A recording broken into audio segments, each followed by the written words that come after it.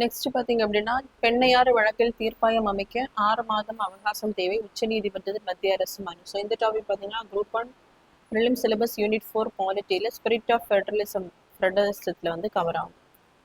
இந்த தமிழ்நாடு கர்நாடகம் இடையே அந்த பெண்ணையார் விவகாரம் தொடர்பாக பார்த்தீங்க அப்படின்னா அதற்கான தீர்ப்பாயம் அமைக்க வந்து 6 மாத அவகாசம் வந்து சென்ட்ரல் கவர்மெண்ட் கேட்டிருக்காங்க. இது பார்த்தீங்க அப்படின்னா ஆர்டிகல் 262 வந்து கவர் ஆகும்.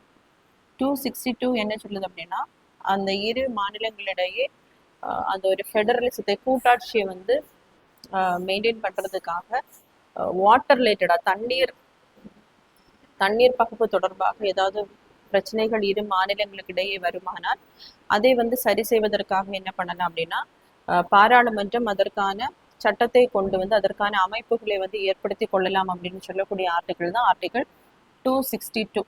இதற்கு வந்து ஸ்டேட் லெஜிஸ்லேச்சருக்கு வந்து அதிகாரம் கிடையாது. பாராளுமன்றம் மட்டுமே அதற்கான அந்த சட்டங்களை வந்து இயற்றி அதற்கான அமைப்புகளை வந்து ஏற்படுத்த முடியும். அதன் விளைவாக பார்த்தீங்க அப்படின்னா 1956ஆம் ஆண்டு ரிவர் போர்டு ஆக்ட் கொண்டு வந்திருப்பாங்க.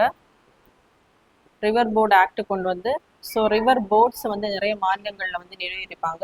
அந்த மாநிலங்களுக்கு இடையே அந்த பிரச்சனைகள் தண்ணீர் தொடர்பாக பிரச்சனைகள் வரும்போது பார்த்தீங்க அப்படின்னா இந்த ரிவர் போர்ட்ஸ் வந்து ஒரு அட்வைசரி பாடியா இருந்து அவங்களுக்கு அந்த அட்வைஸை வந்து கொடுத்து என்ன பண்ணுவாங்க அப்படின்னா அந்த வாட்டர் டிஸ்பியூட்டை வந்து தீர்த்து வைப்பாங்க. அதே மாதிரி பார்த்தீங்க அப்படின்னா inter state water dispute act வந்து கொண்டு வந்திருப்பாங்க. சென்ட்ரல் கவர்மெண்ட் பார்லிமெண்ட் வந்து கொண்டு வந்திருப்பாங்க inter state water dispute act.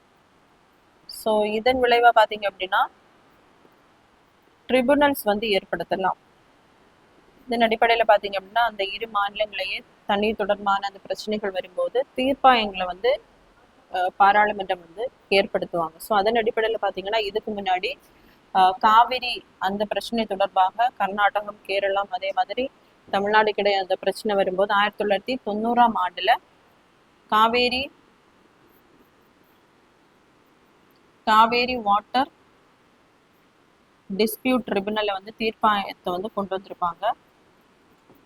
கொண்டு வந்து என்ன பண்ணியிருப்பாங்க, இந்த ட்ரிபுனல்ஸ்ல தீர்ப்பாயங்கள்ல என்ன பண்ணுவாங்க அப்படின்னா அந்த டிஸ்பியூட்டை வந்து பேசி தீர்த்து முடித்துக் கொள்வாங்க. அதனுடைய அந்த ஜட்ஜ்மெண்ட்ஸ் தான் பார்த்தீங்க அப்படின்னா ஃபைனல்.